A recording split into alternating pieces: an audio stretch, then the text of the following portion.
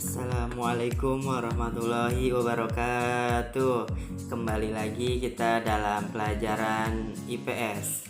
Pada kesempatan kali ini kita akan membahas tentang potensi sumber daya alam dan kemaritiman Indonesia.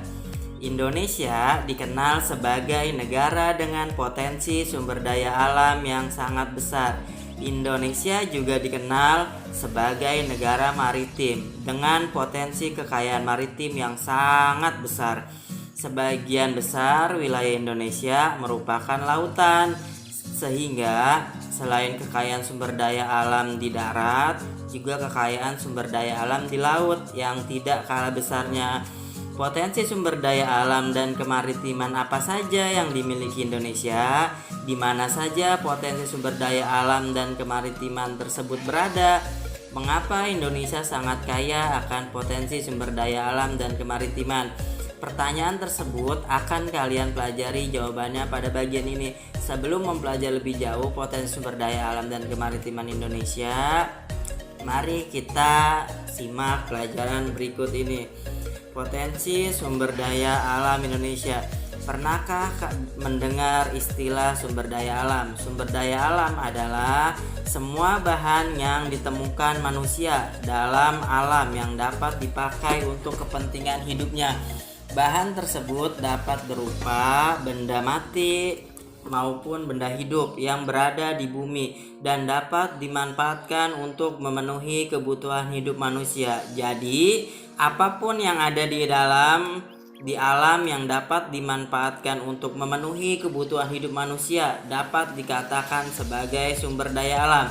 Potensi sumber daya alam Indonesia dilihat dari berbagai bentuk: air, tanah, udara, batuan, hutan, bahan tambang, dan lain-lainnya merupakan bentuk sumber daya alam. Mengingat banyaknya bentuk sumber daya alam, maka dalam pembahasan akan dibatasi pada sumber daya alam, hutan, dan tambang. Yang pertama, sumber daya hutan di Indonesia. Hutan di Indonesia memiliki sumber daya alam yang sangat besar, yaitu mencapai 99,6 juta hektar atau 52,3% dari luas wilayah Indonesia. Luas hutan besar tersebut ternyata masih dapat dijumpai di Papua, Kalimantan, Sulawesi, dan Sumatera. Di Jawa, luas hutan telah mengalami banyak penurunan karena terjadi alih fungsi untuk pertanian, permukiman, penduduk. Sementara itu, alih fungsi hutan menjadi perhatian dan perkebunan banyak dijumpai di Sumatera dan Kalimantan. Selain hutan yang luas, hutan Indonesia juga menyimpan kekayaan flora dan fauna atau keanekaragaman hayati yang sangat besar. Bahkan banyak diantaranya merupakan spesies endemik atau hanya ditemukan di Indonesia, tidak ditemukan di tempat lainnya. Hasil hutan sebenarnya tidak hanya sekedar kayu. Dari hutan tropis yang dimiliki Indonesia juga dihasilkan buah-buahan dan obat-obatan. Namun demikian, hasil yang banyak dikenal penduduk adalah sebagian besar sumber kayu. Setidaknya terdapat 4.000 jenis kayu yang 267 diantaranya merupakan kayu yang memiliki nilai ekonomi tinggi. Secara umum, jenis-jenis kayu dan sebenarnya adalah sebagai berikut. Yang pertama, kayu kering, kayu keruing, meranti, agatis dihasilkan terutama di Papua, Sulawesi, dan Kalimantan. Yang kedua, ada kayu jati, banyak dihasilkan di Jawa Tengah. Yang ketiga, ada kayu rotan. Rotan banyak dihasilkan di Kalimantan, Sumatera Utara, dan Sumatera Barat. Terus yang keempat, ada kayu cendana, banyak dihasilkan di Nusa Tenggara Timur. Selanjutnya yang kelima yaitu kayu rasa mala dan juga kayu akasia, banyak dihasilkan di Jawa Barat. Ingat, kayu rasa mala, bukan rasa yang pernah ada. Lanjut, manfaat dan fungsi hutan diantaranya Satu, menyimpan air hujan dan kemudian mengalirkan ke sungai-sungai dan danau sehingga pada musim kemarau tidak mengalami kekeringan. Yang kedua, tempat hidup bagi flora dan fauna yang menjadi sumber makanan dan obat-obatan pada saat ini maupun masa yang akan datang. Yang ketiga, mencegah terjadinya erosi atau pengikisan karena air hujan tidak langsung jatuh ke tanah dan mengikis tanah-tanah yang subur. Selanjutnya yang keempat, menghasilkan oksigen dan menyerap karbon dioksida sehingga suhu bumi terkendali. Yang kelima, sumber kehidupan bagi masyarakat, khususnya masyarakat sekitar hutan dari produk yang dihasilkan. Nah, selanjutnya kita akan membahas potensi sumber daya tambang. Indonesia merupakan salah satu negara di dunia yang kaya akan bahan tambang. Beraneka bahan tambang tersedia untuk memenuhi kebutuhan dalam negeri maupun luar negeri. Aktivitas pertambangan telah menghasilkan banyak penghasilan atau devisa bagi Indonesia. Beraneka bahan tambang tersedia untuk memenuhi kebutuhan dalam negeri maupun luar negeri. Adapun sebagai berikut bahan tambangnya. Yang pertama ada minyak bumi dan gas. Minyak bumi dan gas merupakan sumber daya energi utama saat ini. Banyak dipakai untuk keperluan industri, transportasi, dan juga rumah tangga. Adapun sebaran penghasilan minyak bumi pada sejumlah pulau di Indonesia sebagai potensi sumber daya tambang di Indonesia dapat dilihat pada data berikut ini. Sumatera, Parelau, dan Lok Sumawe, Aceh Darussalam, Sungai Pakning dan Dumai Riau, Pelaju, Sungai Gerong dan Muara Enim, Sumatera Selatan, Jawa, Jati Barang, Majalengka, Jawa Barat, Wonokromo, Delta, Jawa Timur, Cepu, Cilacap, Jawa Tengah, dan Kalimantan, Pulau Tarakan, Balikpapan, Pulau Bunyu, dan Sungai Mahakam, Kalimantan Timur. Ada Rantau, Tanjung, dan Amuntai, Kalimantan Selatan, Maluku, Pulau Seram, dan Tenggara. Sedangkan di Papua ada Klamono, Sorong, dan Babo. Berikut tempat penyebaran sumber daya minyak bumi dan gas. Selanjutnya tentang batu bara. Yang kedua tentang batu bara. Batu bara adalah batuan sedimen yang terbentuk dari sisa tumbuhan yang telah mati dan mengendap selama jutaan tahun yang lalu. Unsur-unsur menyusunnya terutama adalah karbon, hidrogen, dan oksigen. Potensi sumber daya alam tambang di Indonesia, batu bara digunakan sebagai sumber daya energi untuk berbagai keperluan. Energi yang dihasilkan batu bara pada itu dapat digunakan untuk pembangkit listrik, untuk keperluan rumah tangga, contohnya memasak, pembakaran pada industri batu bara atau genteng, semen, batu kapur, besi, biji besi, dan baja, industri kimia, dan lain-lain. Cadangan batu bara Indonesia hanya 0,5% dari cadangan dunia. Namun dapat dilihat dari produksinya merupakan yang keenam terbesar di dunia dengan jumlah produksi mencapai 246 juta ton. Batu bara berada dapat dijumpai di sejumlah pulau yaitu di Kalimantan dan Sumatera. Potensi batu bara di kedua pulau tersebut sangat besar sekali. Pertambangan batu bara di Kalimantan terdapat di Kalimantan Timur, di lembah Sungai Berau dan Samarinda. Di Sumatera Barat ada di Ombilin dan Suah Lunto. Sedangkan di Sumatera Selatan ada Bukit Asam dan Tanjung Enim. Selanjutnya yang ketiga yaitu ada bauksit. Bauksit adalah sumber biji utama untuk menghasilkan aluminium. Bauksit bermanfaat untuk industri keramik, logam, kimia, dan metallurgi. Indonesia memiliki bauksit sebagai potensi sumber daya tambang di Indonesia yang cukup besar dengan produksi mencapai 1.262.710 ton. Sebagian dari hasil pertambangan bauksit dimanfaatkan untuk industri dalam negeri dan sebagian lainnya diekspor. Bauksit ditambang di daerah Riau, di Pulau Bintan, dan di Kalimantan Barat ada di Singkawang. Selanjutnya yang keempat ada pasir besi. Pasir besi dimanfaatkan untuk industri logam besi dan juga industri semen. Akibat aktivitas pertambangan pasir besi sebagai sumber daya tambang di Indonesia dapat ditemukan di Cilacap, Jawa Tengah, di Sumatera, Lombok, Yogyakarta, Gunung Tegak di Lampung, Pegunungan Fairbanks, Sulawesi Selatan, dan Pulau Sebuku, Kalimantan Selatan. Selanjutnya ada emas. Emas umumnya dimanfaatkan untuk perhiasan. Berdasarkan dari data Tekmira ESDM, produksi emas di Indonesia pada tahun 2003 mencapai 141.019 ton. Emas ditambang di Jawa Barat, di Cikotok dan Pongkor. Di Papua ada Freeport dan Timika, sedangkan di Kalimantan Barat ada Sambas. Di Nanggro Aceh Darussalam ada di Meulabo. Di Sulawesi Utara ada di Bolaang, Mongondo, Minahasa. Di Riau ada di Logos, dan di Bengkulu ada di Rejang Lebong. Selanjutnya yaitu ada timah.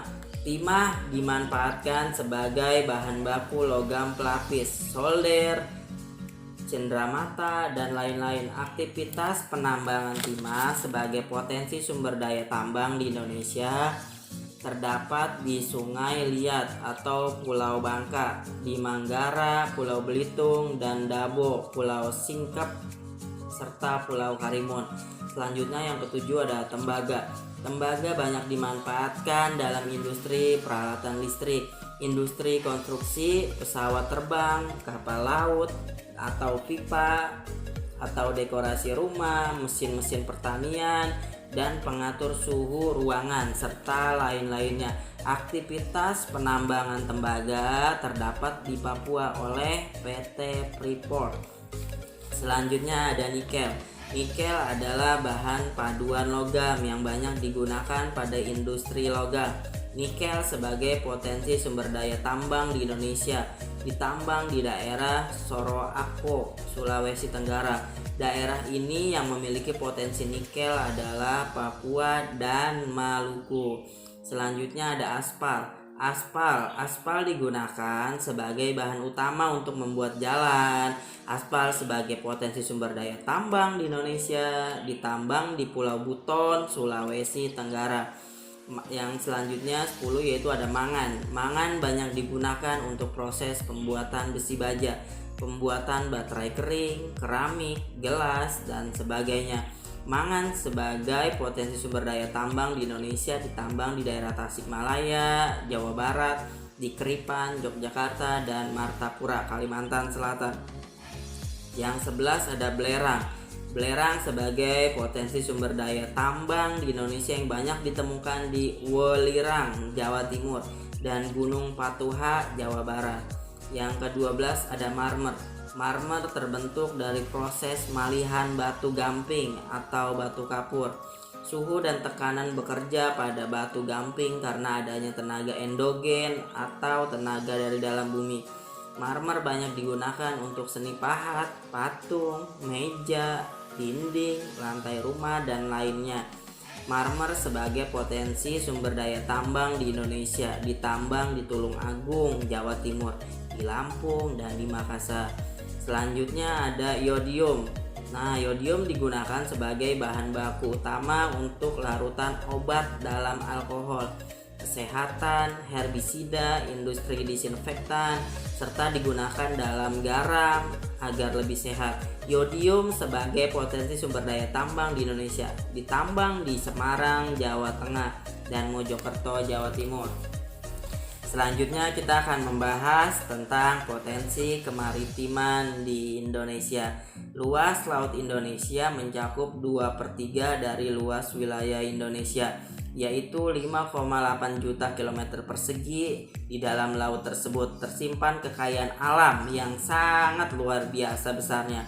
Potensi sumber daya laut Indonesia tidak hanya berupa ikan, tetapi juga bahan tambang seperti minyak bumi, nikel, emas, bauksit, pasir, biji besi, timah, dan lain-lain yang berada di bawah permukaan laut. Kekayaan yang dapat dimanfaatkan dari sumber daya laut yang lain adalah sumber daya alam berupa mangrove, terumbu karang, dan lain-lain. Sumber daya tersebut dikenal dengan sumber daya pesisir. Potensi sumber daya laut Indonesia. Yang pertama ada perikanan.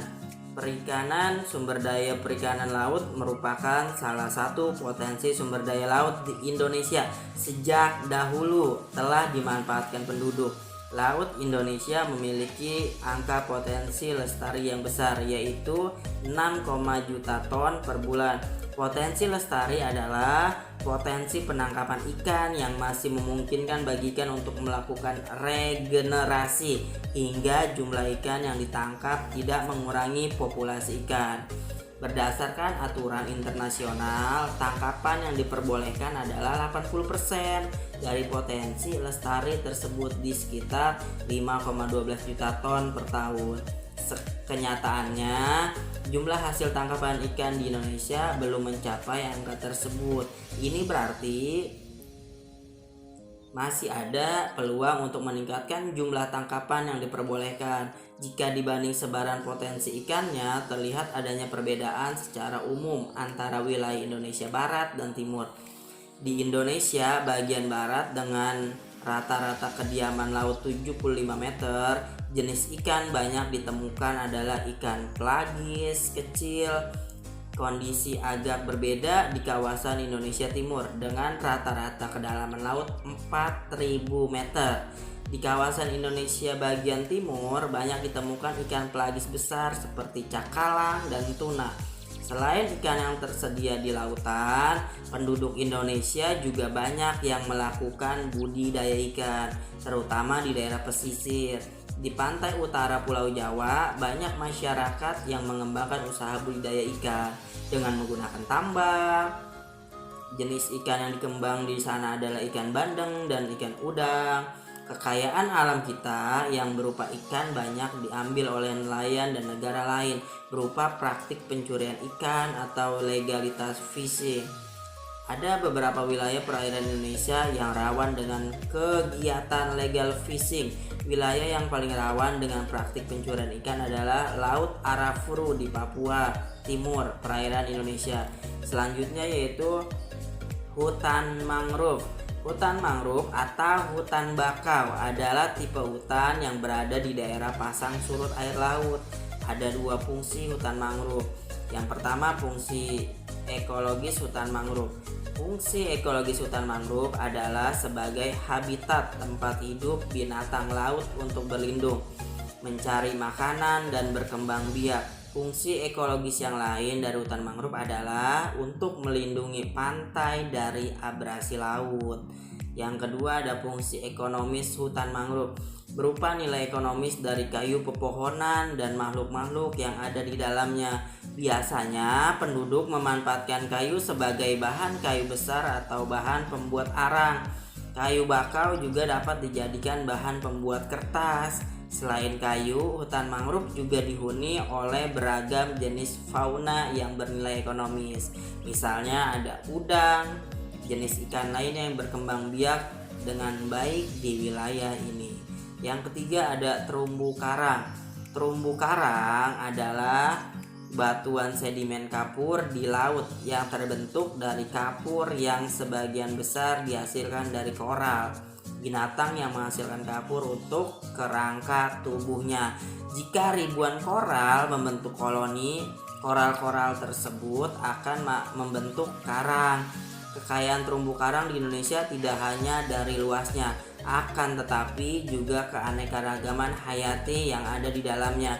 Keanekaragaman hayati terumbu karang sebagai potensi sumber daya laut di Indonesia juga yang tertinggi di dunia. Di dalamnya terdapat 2.500 jenis ikan, 2.500 jenis moluska, 1.500 jenis udang-udangan, dan 590 jenis karang. Manfaat terumbu karang tersebut adalah sebagai berikut. Yang pertama, dari manfaat ekonomi sebagai sumber makanan, obat-obatan, dan objek wisata bahari. Yang kedua, ada manfaat ekologis, mengurangi hempasan gelombang pantai yang dapat berakibat terjadinya abrasi. Dan yang terakhir, manfaat sosial ekonomi sebagai sumber perikanan yang dapat meringankan pendapatan para nelayan. Terumbu karang dapat menjadi daya tarik objek wisata yang dapat meningkatkan pendapatan penduduk sekitar dari kegiatan pariwisata. Oke, segitu adalah tentang potensi sumber daya alam yang ada di Indonesia. Terima kasih sudah menonton.